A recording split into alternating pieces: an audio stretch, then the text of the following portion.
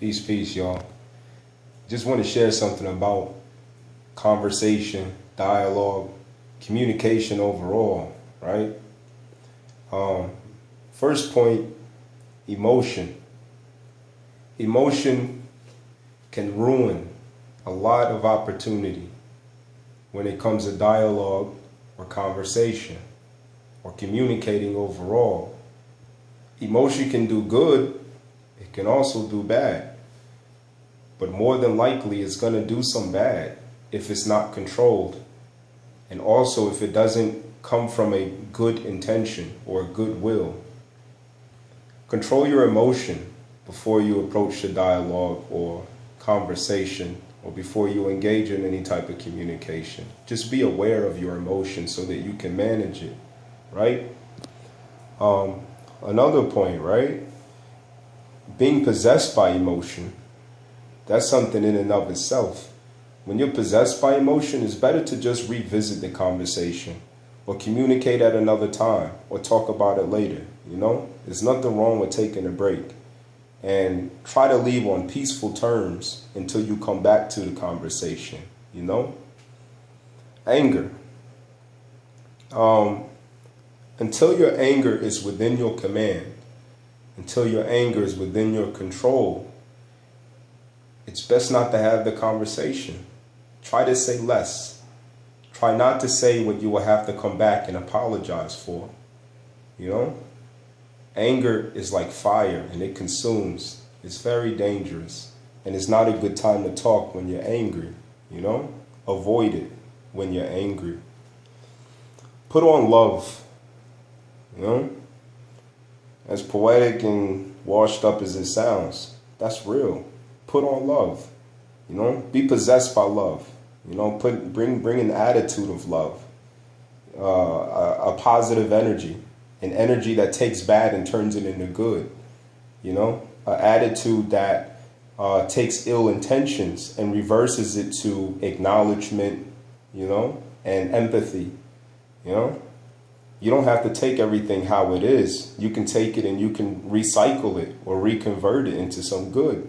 We are capable of doing that, you know, and the more we do it, the more we are aware of how to do it until we master it. That's the good part, you know. Being patient. One of the greatest challenges of all of us as human beings is patience. We want to be patient because patience is what gives us the fruit. And patience is what brings us to benefit from anything that is to be cultivated. Patience is always worth it, you know?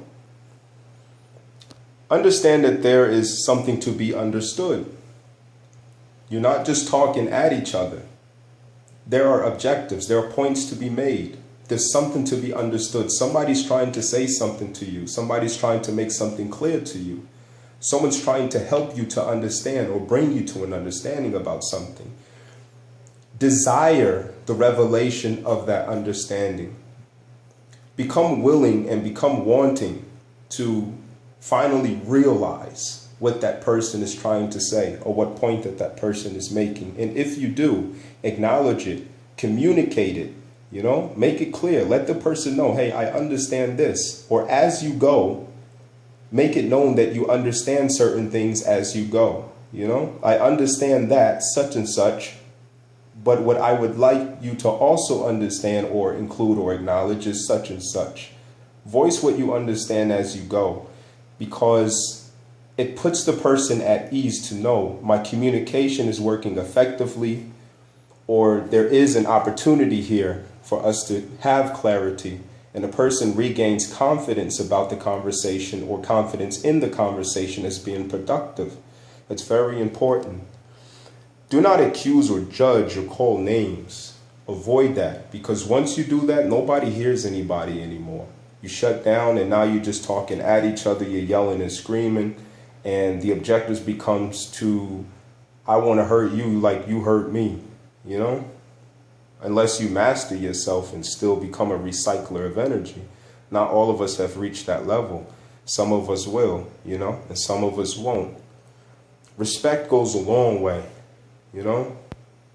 Value everyone, even if they're saying something bad. Even if you think that they have an ill intent, still value everyone, value people, value what they're saying, you know? Find other things to value about them so that you may maintain in that sober mind of valuing a person. You know, respect is very, very important. Talk as if you're talking to your mother. Talk as if you're talking to your father. Talk as if you're talking to your sister. Talk as if you're talking to your brother, you know? It puts us in a state of mind that's healthy and productive, and also that's considerate, compassionate, and it's healthy and not harmful. You know, take turns. There's nothing worse than talking and running over each other as you talk. You know, be humble and patient and self-controlling enough to, you know, allow the person to make their point or say a thing, and then you take your turn. You know, don't run over each other in conversation. That's frustrating and it's difficult. And also it undermines respect, you know. Don't change values on words. If he or she says a thing, don't add to the value of what's said, but instead take the value of what's said as is said, and respond or react to that. It's unfair that if a person says a thing and you add to the value of what they say in your mind, or add to the value of what they say in your heart, and then you react to the modified value that you created. You are no longer reacting to what they did. Now you are reacting to what you actually did. You know? So measure properly. It's important because it's part of justice. It's okay to disagree. It really is. You may not believe it, but it's okay to disagree. You don't have to be disagreeable. You don't have to be offended or upset just because someone does not agree with what you say or how you say it. But understand that you don't have to agree, but do so with respect and humility, and do so with a desire to be understood and also a desire to understand humbly. Put on love. Yeah. You know, I'll leave you with this. Noble Drew Ali said, keep your heart pure with love and keep your body pure with water. Think about that. Thanks.